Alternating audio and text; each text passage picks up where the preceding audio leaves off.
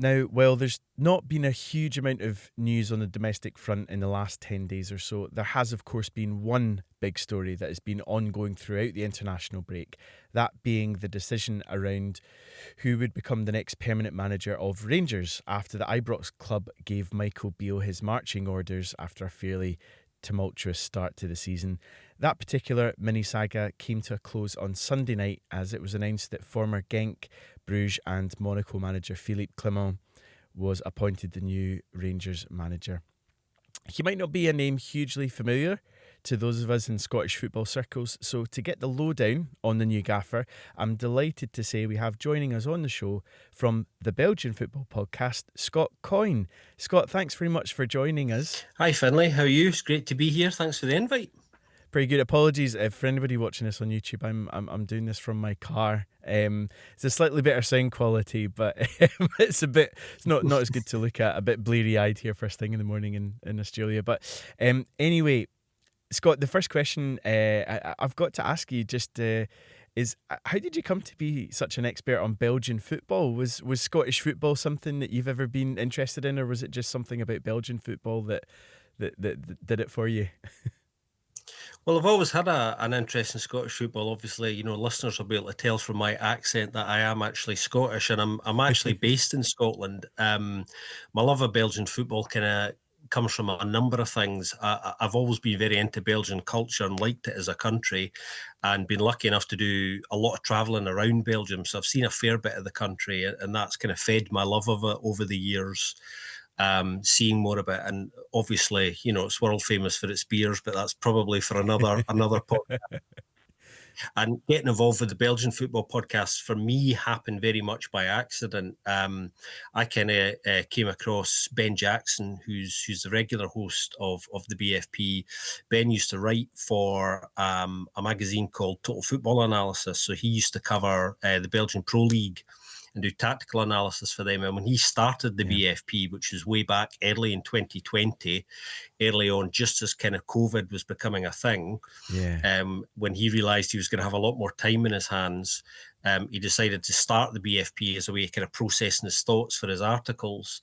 So the very first couple of episodes are really just Ben ranting to himself on his bedroom floor in a very unprocessed way. And I think he realised very early that this was never going to fly as a podcast with just one person talking to themselves.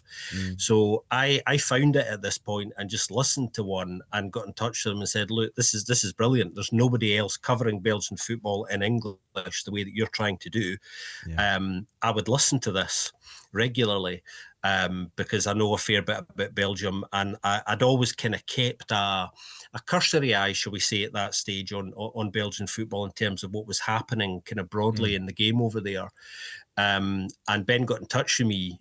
He sent me an email very quickly after that saying, would you be interested in coming on? And I thought he meant as a guest to kind of talk about my interest in Belgian football. But that's when he shocked me by saying, no, do you want to come on board and see what we can do with this? Because I think there's a niche here that, we've kind of found. And Joris, who's the third member of the team, the Trident, as we like to call ourselves, around about the same time, and Joris is actually Belgian. He's from just outside Antwerp. Joris came on board and the one became three very quickly. And basically what happened was it kind of exploded for us very, very quickly because there was nobody else doing it. As we realised, the interest just kind of grew and the word of mouth spread to such an extent that clubs started to get in touch with us, other media outlets started to find us, and I, as a result of that, set up my own kind of independent freelance Belgian football consultancy, which does work for players and agents and clubs on a number of things. So it's just kind of taken off in a way that none of us could have imagined. And obviously this week has been extremely busy with some big news. I've been doing a couple of pieces of TV this week, 2 bits of radio and the radio earlier on this morning as well. So they've actually caught me at a very good time because I've got a few days of leave at the moment. So I was able to drop everything that I was doing and rush out and do some live television, which, you can't always do. But thankfully I was able to do it this week. That's awesome. Yeah, you've been very, very busy. So let's get down to why you've been so busy. To the new Rangers manager, Scott, I think it's fair to say he's not a hugely well-kent face to Scottish football fans. Could you just give us a little bit of background as to who Philippe Clement firstly was as a player, and then his kind of coaching career so far that's brought him to Ibrox? Well, I'm glad you asked me to tell you a bit more about him as a player, because that's the one area of his kind of CV that hasn't really been talked about at all over the past, well, sort of 10 days or something like that, it feels like now. And it's something that I've kind of brought up with everybody I've been speaking to over the last week, because I do think his playing career is significant here. Obviously, he's come to the Rangers board's attention primarily because of those 3 consecutive titles that he won in Belgium back to back. The first one with Genk, and then winning the next 2 consecutively with Club Brugge, and they're probably the things that got the attention of the board at Ibrox. But if you look back at his playing career, there are significant elements there that I think are equally important. So we're talking about somebody here who, as a player and as a coach, is fundamentally he's a serial winner. He's a consistent winner, and I think that's what's made him the standout candidate ahead of everybody else that's been spoken to throughout Rangers' recruitment process. He's the only one who I think you could argue has been a consistent winner throughout his entire career, actually. Others on that list that were interviewed, I think, have won honours at various points at different stages of their career, but haven't done it in a consistent way throughout their career in the way that Philippe has. So in terms of his playing career, obviously he's got 2 league titles that he won when he was at Club Brugge. He has 3 Belgian Cups. 3 of those were with Bruges, 1 with Genk, and he has 4 Belgian Super Cups, which is the Belgian equivalent of the old Charity Shield, the pre-season kind of curtain raiser between the league champions and the cup winners in Belgium. It's the same thing. So he has a very notable, I think, playing career, respectable international career as well, 38 caps for his country, only the 1 goal. I think in terms of his style as a player, I mean, he played for most of his career as a central defender and a little bit laterally as a defensive midfielder, a very physical player. Spent his entire playing career in Belgium, apart from a 12-month spell in England with Coventry, where he was signed at that time by a certain Gordon Strachan, believe it or not. So there is already a slight Scottish connection here, which is quite interesting. And he didn't quite take off really during that 12 months at Coventry, because in his very first game he actually broke his cheekbone. So he's not shy of going into a tackle hard. And he never really took off because of that initial injury. He found it difficult to get back into the team after that, and obviously they were struggling. This was during that famous period where Strachan was fighting to keep them in the Premier League at that point. So apart from spending his entire playing career in Belgium, he's had that 12 months in England. But yeah, he's a serial winner as a player and as a manager. Those 3 back-to-back titles, and also 1 Belgian Super Cup as well. So he's done notable things at every stage of his career, and even before he retired as a player, I think it was obvious he was going to go into coaching. And he stayed at Club Brugge for a rather long time, working his way up, doing his badges. Starts out as a scout at Club Brugge, works alongside somebody called Steven van der Eyden, who will be his assistant at Ibrox. They were scouts together at Bruges, and then later on they both became part of the senior coaching staff under another Belgian footballing legend, actually, somebody who's Belgian footballing royalty, somebody called Michael Beale, who real football fans might know very well. He's done a lot in the game. Was he the Belgian international goalie, kind of like the 80s and early 90s? Is that Prudhomme? Yeah, that's right. That's Michel. Yep. Won league titles as a player, cups as a player. Won the Cup Winners' Cup with Mechelen, last Belgian side to win a European trophy back in 1989 against Ajax. So he worked under Michael Prudhomme along with Steven van der Eyden for a while on the coaching staff at Bruges before he went out. And became a coach in his own right at a club called Beveren, which are a slightly smaller club in Belgium. They were struggling at the time. He went in there, turned him around so quickly that he was gone within 6 months. Genk picked up the phone. He went there. Within 18 months, they've won the league. And Club Brugge, who obviously knew of him because he played there for a number of years and has spent a number of years working his way through different elements of the coaching department and the scouting network at Bruges, were so impressed because it was actually Club Brugge that he pipped to the title the year he won it with Genk. They wanted him back pretty sharpish, and obviously at that time Club Brugge were, and at the moment still are, arguably the biggest side in Belgium.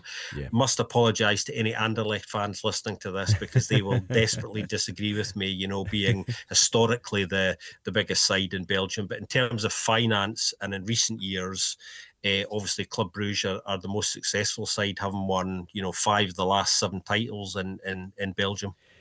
Were you surprised at all, just in your personal opinion, that Clement kind of put his hat into the ring for the job at Ibrox? What do you think it is that's kind of attracted him to the role there, or the challenge there? Well, I think it's probably a number of things. I mean, he has had other offers. You know, it's very well known that he had an offer from to go to Saudi Arabia, which would have made him very, very wealthy in a very short period of time. But I think for footballing reasons, I think he turned that down. I think he was looking to stay in Europe. Standard Liège in Belgium are very interested in speaking to him when Ronnie Dyler famously jumped ship in the summer to go to Club Brugge. In the Stoushe that went down at Sclesson with Standard, and he was kind of an obvious candidate for them to speak to, I think, because of his calibre and his experience and his knowledge of the Belgian game. He felt like, you know, kind of quite a good fit in lots of ways, but he was very determined that he didn't really want to come back to Belgium at the moment, which is understandable. Obviously, he went to Monaco, and I think the perception of his time at Monaco is a bit mixed. Some people say that that's a bit of a black mark on his CV, which I don't really agree with. I think when you look at it and analyse it, I think his first year there was really very good. He goes in, they finished third, probably exceeded expectations. The start of that second year, they lose some key players in the summer, fail to qualify for the Champions League as a result of it, and then go on that run of 6 or 7 games winless, which ultimately is what led them to making a change. But I don't think I don't think that should really be held against him. I think that's one of those things that could kind of happen to anybody. And there were other factors in the background at Monaco, like the sporting director Paul Mitchell leaving as well, who Philippe worked very closely with. So there was real infrastructure change behind the scenes at Monaco at that time that I think also played into all of that. So I think it's partly a desire to stay in Europe. I think it was interesting to hear him today, actually. Kind of, he was talking to the media today properly for the first time and talking about that desire to stay in Europe and to work with a big club, with a big fan base, where the profile was high and where he felt like he could win things with a passionate fan base as well. So I think there's a number of ingredients that appeal to him, that he's experienced at other clubs in his career as well, that I think he probably didn't think he was going to get with some of those other offers that he had. Can you give us a bit of a sense of what his playing style is? Is he somebody that's got, you know, a fairly rigid system or formation preference or methodology that he sticks to? Or is he somebody that can be flexible tactically? Well, I think he is quite pragmatic. I mean, he does have a preferred way of playing, but how he kind of arrives at that destination has varied from club to club. So he does like playing what I would kind of describe as ultimately a possession-based game, which is quite attacking. He does look to exploit the space in behind.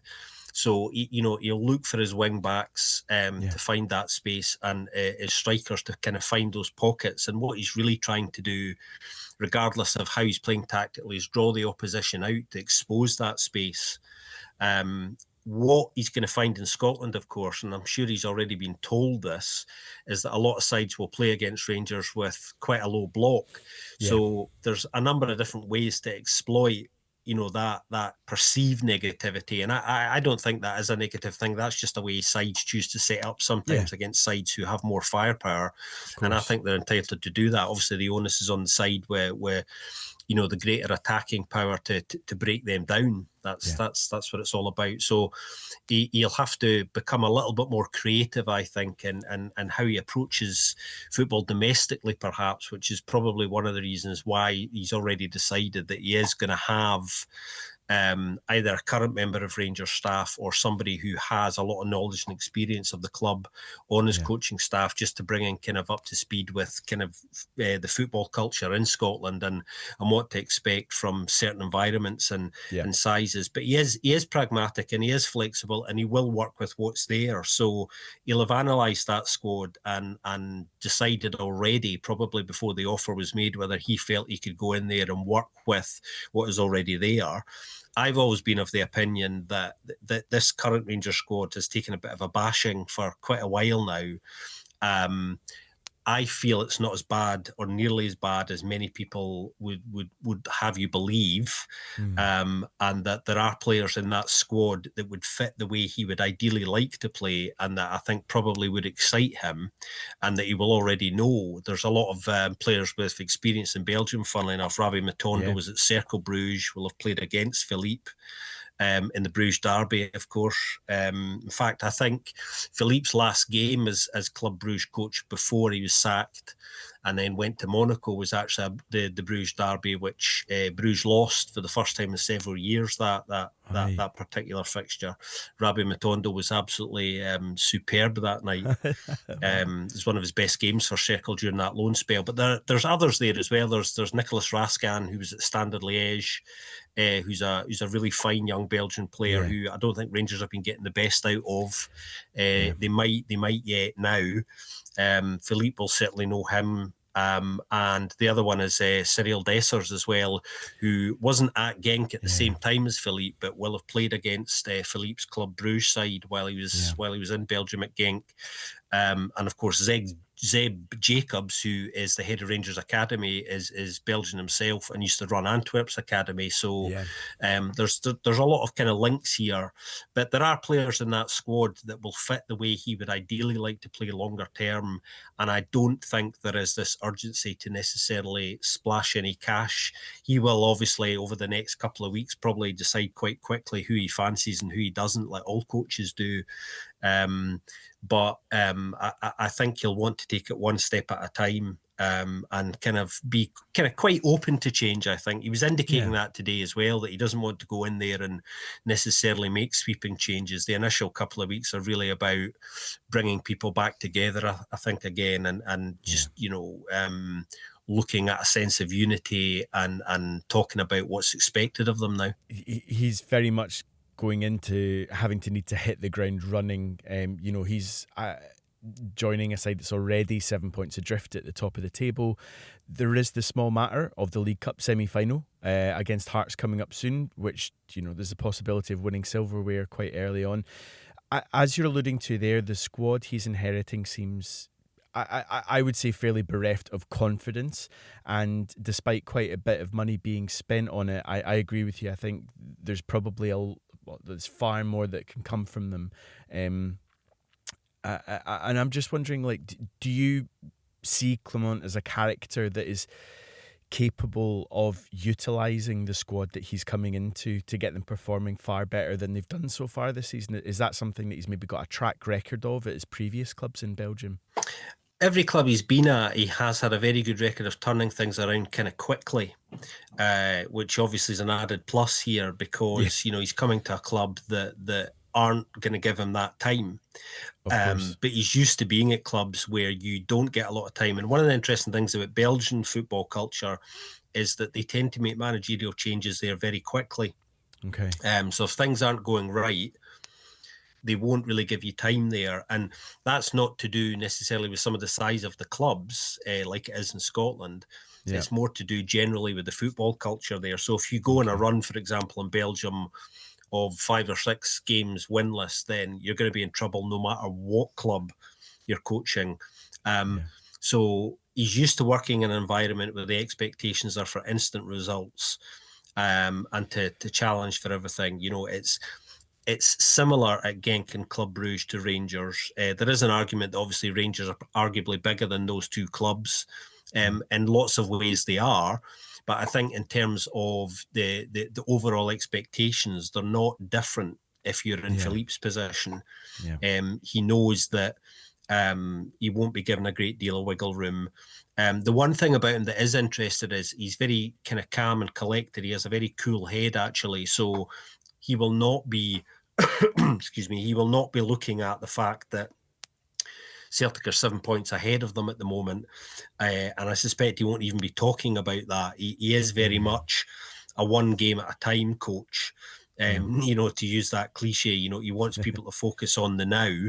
And he knows that if you get the finer details right over a period of time, then you will be rewarded for that. So I don't think that will make him nervous or bother him at all, particularly when he knows that there is other potential silverware on the horizon for him kind of quite early, which is a huge plus for him if you think about it, because that allows you a little bit more time, and just allows you to get to know that environment a little bit more. So I don't think there's anything about coming into a club this size that will faze him at all.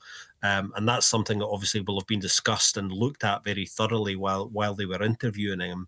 His man management skills are very good as well. You know, he's very good at keeping things clear and simple for players. You know, modern football has a lot of data and stats and video analysis thrown at people all over the place, including at people it shouldn't be thrown at. So he's very good at just keeping the need to know details to give to people. So that's a real plus to his coaching. You know, he absorbs all of that from the staff around him and is then able to distill that to individual players to what they need. Anything that they do not need, you know, he'll keep to himself or just not give it to them, you know, as well as making it very clear what's expected of them. So that allows them to concentrate on their own roles and bring a degree of consistency to their performance on the pitch, but also he makes it very clear what's expected of them off the pitch as well. Because at clubs at the size of Rangers and Genk and Club Brugge, there's an expectation for you kind of always to be switched on. You're always representing that club. And that's something that's quite difficult for players to kind of get used to sometimes. So I think the culture that he wants to bring kind of back together there inside the club goes beyond simply what happens on the pitch. You know, it's about bringing the fans back together, the players back together, and you know, kind of holistic approach, actually, in a way. That's strangely how I would describe it. You know what I mean? So the club can move forward together rather than there being, you know, this sense of frustration on the fans' part with a squad that they feel isn't good enough. When in fact, I think what's happened is a lot of those players, for me, have been played out of their natural positions in some cases, which never helps. And they've not particularly been man-managed that well. So obviously there's a confidence issue as well. So he's very sensitive to these things and does have a track record of, I mean, a couple of players that people will know that he has a big hand in developing. You know, Leandro Trossard, big stake to claim, you know, in developing his career, and Charles de Ketelaere at Atalanta just now on loan, went from Club Brugge for 20 odd million, got a massive move to Milan, hasn't quite settled up Milan and has gone to Atalanta on loan. You know, really, really fine young player. They're two really good examples of big players, really talented players that Philippe has had a big hand in developing while he was in Belgium as well. So this appointment is actually very good news longer term for Rangers Academy as well. Not necessarily initially, but there's multi levels to why this is quite a good appointment for them, I think. I get it's interesting you say all that stuff about not just the footballing side, but the kind of the non-footballing side around Clement as well, because I guess that's one of the biggest criticisms that was kind of levelled at Michael Beale, was that I think it's undoubtable that he's a hugely revered coach in the game, but in terms of stature, he certainly didn't have the experience, but he maybe also just didn't have, the broad shoulders and the stature that you need to be a manager as opposed to a coach, certainly at a club like Rangers. Is Clement potentially somebody who's maybe more of that authoritarian figure that Rangers have lacked in recent appointments? And do you think given his experience of the high pressure nature of the jobs that he's had before, that will be something that stands him in good stead for want of a better expression, the Glasgow Goldfish Bowl, that high pressure cooker situation. Yeah, I think so. I mean, he's not the sort of coach who wears his heart on his sleeve. You won't see him doing anything mad on the touchline. He tends to keep his emotions under wrap for the most part. You'll Okay. see him issuing a lot of instructions. He's not shy of tactically being seen on the touchline. But, from an emotional perspective, he's quite cool and calm-headed, regardless of what's going on. And I think that's very important when you come into the environment of obviously Celtic Rangers fixtures, where, there's a lot of emotions flying around, not all of them good sometimes. So being able to transmit that calmness is actually really important and helpful in situations like that.